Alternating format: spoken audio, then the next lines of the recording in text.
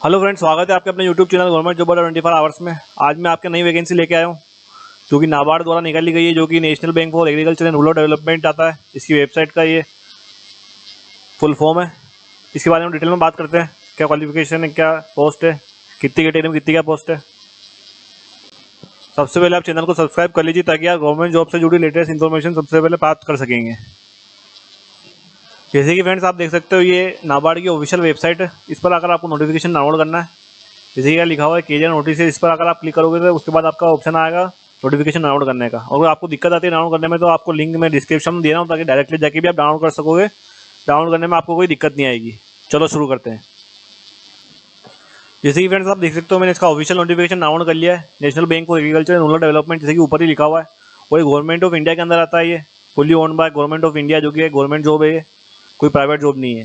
Requirement of the post of assistant manager grade A की post रहेगी इसके ऊपर। इसकी जो इंपॉर्टेंट डेट है वो आप चेक कर सकते हो। 2 सितंबर 2023 से फॉर्म स्टार्ट है आपके, वो लास्ट तारीख रहेगी आपकी 23 सितंबर 2023, जो कि नाबार्ड की ऑफिशियल वेबसाइट पर जाकर आपको अप्लाई करना है।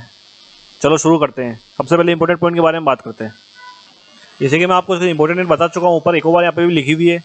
Online application registration payment of online fees invitation charges 2 सितंबर 2023 टू 23 सितंबर 2023 तक लास्ट डेट रहेगी। फेज़ 1 आपका जो एग्ज़ाम होगा, ऑनलाइन एग्जामिनेशन होगा, सीबीटी कंप्यूटर बेस्ड टेस्ट होगा। 16 अक्टूबर 2023 को आपका टेस्ट रहेगा, एग्जामिनेशन। और नाबार्ड की वेबसाइट पर जाकर आप वो चेक कर सकते हो। इसकी जो एग्ज़ाम होगा वो IB बेस्ड कंडक्ट करेगा। उसके बाद आप number of vacancies and reservation check कर सकते हो, जैसे कि इसमें लिखा हुआ है टेबल 1 के अंदर। सबसे पहले जो फर्स्ट आता है assistant manager rural development and banking service के अंदर जनरल, 31 वैकेंसीज दी गई है जनरल के लिए। SC के लिए 11 है, ST के लिए 9 है, OBC के लिए 18 है, EWS के लिए 8 है। टोटल इसमें 77 वैकेंसीज रहेगी आपकी। उसके बाद कंप्यूटर इन्फॉर्मेशन टेक्नोलॉजी की 16 रहेगी जनरल के अंदर। 6 SC के लिए, ST के लिए 1 है, 14 OBC के लिए, 3 EWS के लिए, 40 इसमें रहेगी टोटल। उसके बाद फाइनेंस सेक्टर के अंदर 3 है टोटली। 4 SC ST क्या 3 जनरल के लिए, 4 SC के लिए, ST के लिए 1 है, OBC के लिए 5 है, EWS के लिए 2, टोटल इसमें 15 रहेगी। उसके बाद कंपनी सेक्रेटरी के अंदर जनरल की 2 है, 1 OBC की, टोटल 3 है वैकेंसी। सिविल इंजीनियरिंग के लिए भी 1 जनरल के लिए, 1 SC के लिए और 1 OBC के लिए, इसके अंदर भी 3 रहेगी आपकी। उसके बाद इलेक्ट्रिकल इंजीनियरिंग में आप इसमें टोटल 3 रहेगी आपकी। उसके बाद जियो इन्फॉर्मेटिक्स की 2 रहेगी, टोटल 2 है इसके अंदर जनरल के अंदर। फॉरेस्ट्री के अंदर 1 है टोटल, और 1 है ST के लिए, टोटल 2 रहेगी। फूड प्रोसेसिंग के लिए 1 है टोटल, OBC के लिए भी 1 रहेगी, टोटल 2 है इसके अंदर। स्टेटिक्स के अंदर 2 है जनरल के लिए, टोटली 2 वैकेंसी इसके अंदर है। Mass communication and media specialist में 1 है, टोटली 1 वैकेंसी इसके अंदर है। उसके बाद जो PW आते हैं, पर्सन विद बेंचमार्क डिसेबिलिटीज रखते हैं, उनके लिए 7 वैकेंसीज रखी गई है। Total number of vacancy general की रहेगी 61, 22 SC के लिए, ST के लिए 12 है, OBC के लिए 41 है, EWS के लिए 14 है। टोटल वैकेंसी आप देख सकते हो 150 यानी 150 वैकेंसीज है टोटल। जो PWD कैंडिडेट्स हैं उनके लिए थोड़ा डिटेल में बता रखा है आपको, कैटेगरी वाइज कौन सी कैटेगरी में आप रखते हो disability. Blind and low vision दे रखा है, हार्ड ऑफ हियरिंग का भी दे रखा है, इफेक्टेड वन भी दे रखा है, आप चेक कर सकते हो अपने हिसाब से। 2 वैकेंसीज देख सकते हो ब्लाइंड एंड विजन की है, 2 कैटेगरी हार्ड ऑफ हियरिंग की और 1 वन आर्म अफेक्टेड की है, और 2 इसमें ऑटिस्टिक स्पेक्ट्रम डिसऑर्डर की है, यानी जो भी डिसेबिलिटी रखते हैं वो कैंडिडेट्स इसमें चेक कर सकते हैं। उसके बाद जो सबसे इंपॉर्टेंट पॉइंट आता है, एप्लीकेशन को एलिजिबल कर सकते हैं, एलिजिबल है कि नहीं है अप्लाई करने के लिए। क्वालिफिकेशन देख सकते हो आप, 1/9/2023 1 सितंबर 2023 के हिसाब से आपको मांगी जाएगी, लास्ट डेट रहेगी आपकी ये क्वालिफिकेशन की। उसके बाद आप चेक कर सकते हो आपको क्या डिग्री मांगी गई है पोस्ट के ऊपर। सबसे पहले जो आता है जनरल पोस्ट के ऊपर, बैचलर डिग्री मांगी गई है आपसे, कौन सी भी स्ट्रीम के अंदर हो, भले आप आर्ट्स कॉमर्स साइंस मैथ्स हो। मिनिमम आपके 60% मार्क्स होने चाहिए जनरल के लिए, और SC ST PWD कैंडिडेट्स के लिए 55% मार्क्स होने चाहिए। या फिर आपने पोस्ट ग्रेजुएट किया हुआ है MBA PG DM में with minimum 55% marks, SC ST PWD candidates के लिए 50% मार्क्स, तो आप अप्लाई कर सकते हो। यहाँ पे CA CS ICWA करा हुआ है, तो PhD फ्रॉम इंस्टीट्यूशन करा हुआ है आपने, कोई गवर्नमेंट ऑफ इंडिया के अंदर आता है तो भी आप अप्लाई कर सकते हो। उसके बाद जो अगली पोस्ट आती है computer information technology, bachelor degree मांगी गई है आपसे computer science, computer technology, computer application के अंदर आपने ये किया हुआ है तो आप अप्लाई कर सकते हो। 60% मार्क्स आपसे मांगे गए हैं जनरल के लिए, और SC ST PWD के लिए 55% मार्क्स मांगे गए। या फिर आपने पोस्ट ग्रेजुएट डिग्री करी हुई है आपने computer science, computer technology, computer application, information technology 55% marks के साथ, तो भी आप एलिजिबल हो, अप्लाई कर सकते हो। SC ST कैंडिडेट्स के लिए 50% मार्क्स रखे गए। उसके बाद जो फाइनेंस की पोस्ट है उसके अंदर देख सकते हो आप क्वालिफिकेशन BBA फाइनेंस बैंकिंग में मांगा गया है, BBMS मांगा गया है। फाइनेंस बैंकिंग के अंदर 60% मार्क्स मांगे गए हैं आपसे, SC/ST के लिए 55% मार्क्स मांगे गए। या फिर आपने 2 इयर्स का PG डिप्लोमा करा हुआ है मैनेजमेंट फाइनेंस के अंदर, फुल टाइम MBA भी किया हुआ है फाइनेंस MMS के फाइनेंस डिग्री के साथ 55% मार्क्स के साथ में, तो आप अप्लाई कर सकते हो जनरल वाले। SC/ST वाले 50% मार्क्स के साथ भी अप्लाई कर सकते हैं। और अगर हम बैचलर फाइनेंशियल इन्वेस्टमेंट एनालिसिस किया हुआ है 60% मार्क्स का, तो अप्लाई कर सकते हो जनरल में। SC/ST PWD कैंडिडेट 55% मार्क्स पर अप्लाई कर सकते हैं। या फिर इसके अलावा आपने कोई बैचलर डिग्री ली हुई है any discipline from recognised university with membership of institute of chartered accountants of India, यानी ICAI की आपने कोई डिग्री ली हुई है तो भी आप अप्लाई कर सकते हो CFA इंस्टीट्यूट के द्वारा।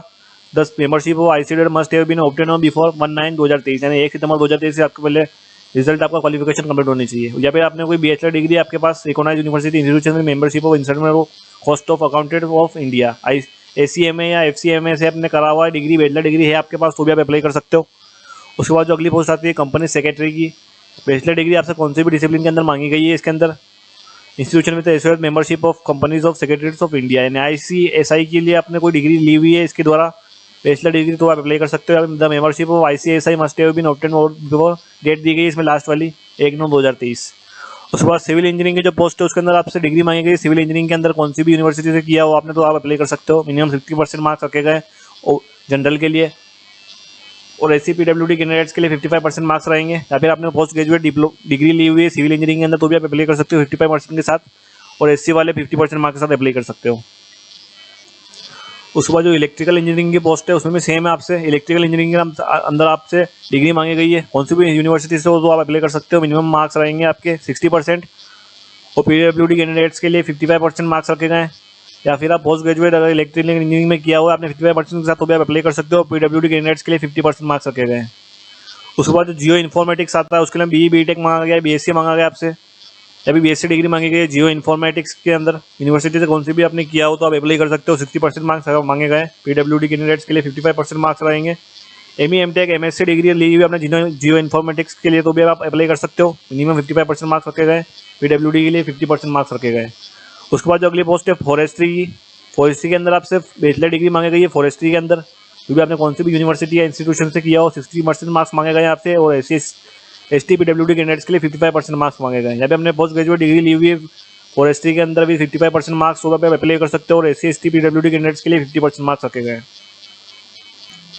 उसके बाद जो फूड प्रोसेसिंग की पोस्ट है उसके लिए बैचलर डिग्री मांगी गई है आपसे प्रोसेसिंग एंड फूड टेक्नोलॉजी के अंदर, 60% मार्क्स मिनिमम मांगे गए हैं जनरल OBC के लिए। PWD के लिए 55% मार्क्स मिनिमम रहेंगे।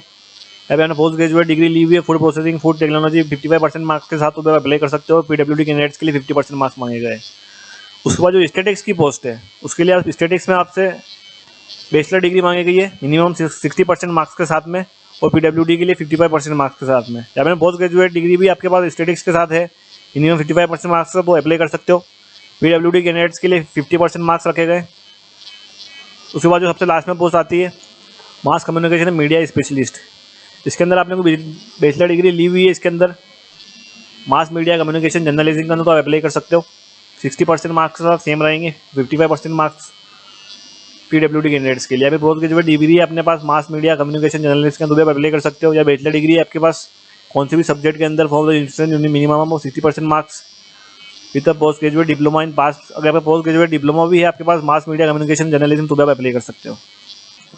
उसके बाद आप ये देख सकते हो आपको जॉब क्या करनी होगी, क्या नेचर रहेगा आपका काम करने का। कंप्यूटर एंड इंफॉर्मेशन टेक्नोलॉजी वाले का सिक्योरिटी का रहेगा, जो कि नेटवर्क सिक्योरिटी रहती है वो वाली, इंफॉर्मेटिक्स सिक्योरिटी वाली।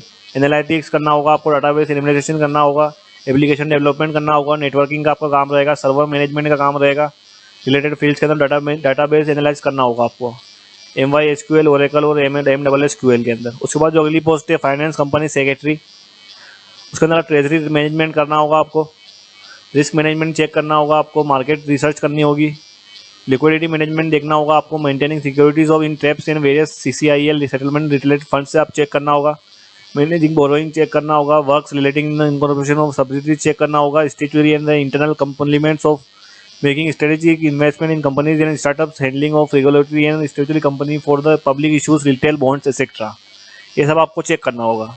Civil engineering, electrical engineering, finance, geo informatics, computer information technology, forestry and जो फूड प्रोसेसिंग स्टैटिक्स आता है वो भी आप चेक कर सकते हो। उनके हिसाब से identifying the mapping of resource of potential under the related sectors and सब सेक्टर्स और रूरल कंपनी है SWOT analysis of there of credit linked planning preparation of sectoral papers state फोकर papers.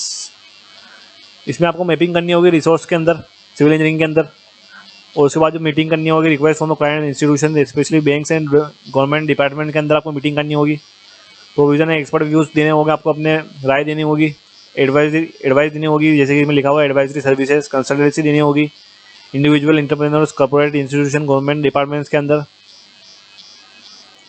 उसके बाद जो मास कम्युनिकेशन मीडिया स्पेशलिस्ट की post उसके अंदर देख सकते हो आप कंटेंट राइटिंग करनी होगी, आपको कंटेंट इकट्ठा करना होगा, आपको पोस्ट सोशल मीडिया पर आपको पोस्ट चेक करनी होगी, कंसेप्चुअल थीम्स चेक करने होंगे, आपको अपने नाबार्ड के लिए आपको प्रचार करना होगा, right caption for the branding collaboration like hoardings advertisement जैसे दिया हुआ इसमें एड जो होते हैं इनों के नाबार्ड के वो आपको सेट करना होगा, design and implement social media strategy बनानी होगी, आपको नॉलेज ऑफ एडिटिंग होना चाहिए, आपको compositing post production visual design graphics designing flash and web designing जो कि एडवर्टाइजमेंट के लिए बहुत उपयोगी होता है ये।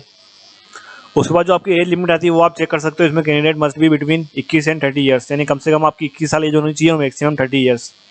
1/9/2023 यानी 1 सितंबर 2023 को आपको मानी जाएगी।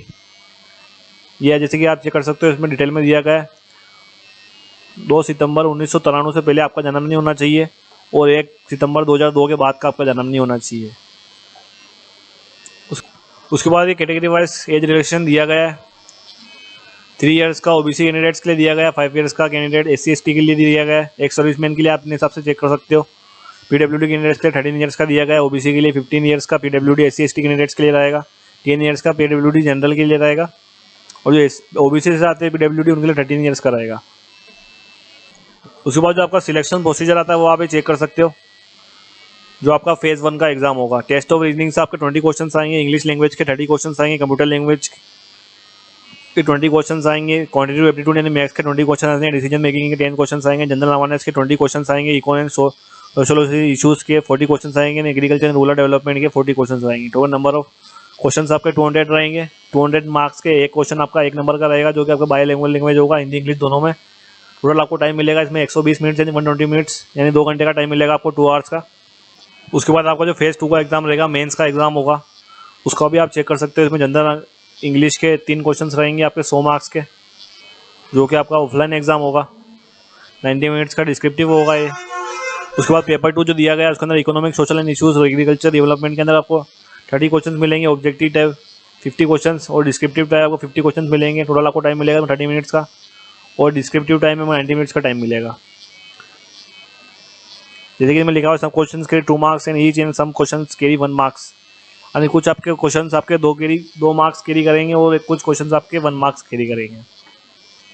उसके बाद जो मेन एग्जामिनेशन और पोस्ट ऑफ जो स्पेशलिस्ट वाली जो पोस्ट है सिविल इंजीनियरिंग वाली, दूसरी अलग अलग स्टैटिक्स के अंदर, फाइनेंशियल के अंदर, उसके अंदर इंग्लिश के लिए भी 3 क्वेश्चन आएंगे आपके। जनरल इंग्लिश से 100 मार्क्स का पेपर रहेगा, ये भी 90 मिनट्स का टाइम मिलेगा। डिस्क्रिप्टिव टाइम मिलेगा, कीबोर्ड टाइप यूजिंग कीबोर्ड के ऊपर कंप्यूटर के ऊपर। पेपर 2 आपका होगा स्ट्रीम स्पेसिफिक पेपर होगा, इसमें 30 क्वेश्चन आपके इसमें भी रहेंगे, मार्क्स 50 रहेंगे, आधे घंटे का टाइम मिलेगा 30 मिनट्स का। और डिस्क्रिप्टिव टाइम 6 क्वेश्चन मिलेंगे आपको, जैसे कि इसमें दे रखा है required to attempt 4 question and attempt अलग अलग रहेगा इसके अंदर। 50 मार्क्स का ये भी रहेगा, 90 मिनट्स का पेपर रहेगा ये आपका। उसके बाद जो लास्ट प्रोसेस रहेगी वो आपका इंटरव्यू होगा। इंटरव्यू देख सकता है 50 मार्क्स का रहेगा और कैंडिडेट जो है वो ऑप्शनल चूज़ कर सकता है उसको इंटरव्यू हिंदी या इंग्लिश में देना, जैसे कि इसमें लिखा हुआ है ऊपर ही। उसके बाद में इसमें दिया गया माइनस मार्किंग कितनी का रहेगी, 1/4 माइनस मार्किंग दे रखी है इसके अंदर एग्जाम्स के अंदर फेज़ 1 और फेज़ 2 के लिए बहुत, जैसे कि इसमें लिखा हुआ है दोनों सेम दोनों के लिए। Cut off in phase 1 first में भी applied for 2 stage on the score in individual test on total score. आपका टोटल स्कोर होगा, उसके बाद जो आपकी फाइनल मेरिट बनेगी उसके हिसाब से आपका सिलेक्शन होगा। उसके बाद आप सिलेबस चेक कर सकते हो पेपर 1 के लिए, इंग्लिश के लिए क्या क्या लिया गया है, इकोनॉमिक्स के हिसाब से आप चेक कर सकते हो अपने हिसाब से सिलेबस को तैयारी बढ़िया करने के लिए। ये आपका सिलेबस दिया गया एग्रीकल्चर एंड रूरल डेवलपमेंट के अंदर soil and water conservation, farm and agri engineering, plantation and horticulture, forestry, fisheries, ecology and climate change. अपने हिसाब से आप चेक कर सकते हो आप जिस पोस्ट के लिए अप्लाई कर रहे हो सिलेबस। फिर रिक्वायरमेंट ट्रेनिंग होगी उसके बाद SC/ST PWD कैंडिडेट्स के लिए। अगर किसी ने एग्जाम नहीं दिया है ऑनलाइन तो वो 23 सितंबर 2023 को मेल पर जाके चेक कर सकता है। उसके बाद ये ऑल इंडिया एग्जामिनेशन सेंटर्स दे रखे हैं, आप चेक कर सकते हो। अंडमान निकोबार, आंध्र प्रदेश, अरुणाचल प्रदेश, बिहार, छत्तीसगढ़, गुजरात, झारखंड, ये स्टेट से आप अप्लाई कर रहे हो, इस स्टेट की आप चेक कर सकते हो आपको एग्जाम का पास देना है।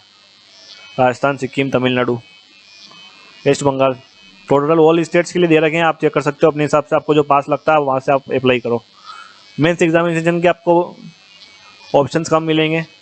ये देख सकते हो आप, बेंगलोर के हैं, कोलकाता, पटना, पुणे, रायपुर, रांची, तिरुवनंतपुरम और शिलोंग। फेज़ 2 के लिए यही मिलेंगे आपको सेंटर। उसके बाद जो इम्पोर्टेंट पॉइंट आता है आपका, जो फीस कितनी का लगेगी। फीस देख सकते हो आप, SC ST PWD कैंडिडेट्स के लिए कोई फीस नहीं रखी गई है। चार्जेस पहले लगेंगे आपको 150 रुपये का, जो आपको फॉर्म अप्लाई करते टाइम पे करना है।